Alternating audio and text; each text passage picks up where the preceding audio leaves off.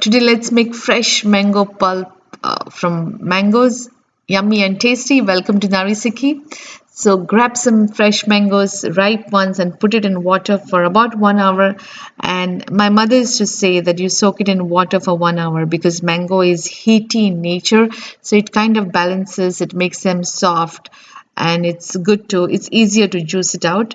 So it has been 1 hour, it's been water, and the mangoes you select must be very ripe, so try pressing them, and this part we don't need, so we're going to take it off.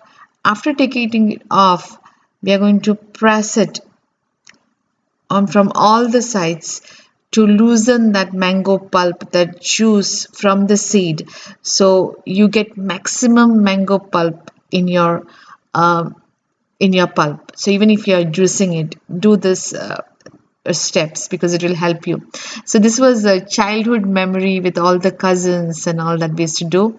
So the first few drops, it is a sticky liquid, so we are going to uh, throw it out. We are not going to use it, and then uh, remove the pulp from the mango.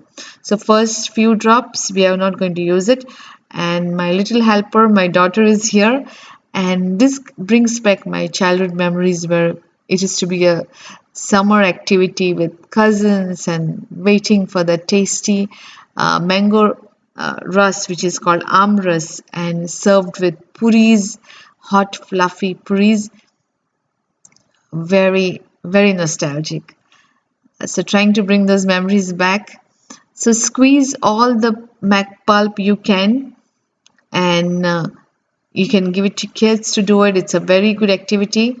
So this can be eaten fresh. It's always good to eat it fresh. You can store it in the refrigerator.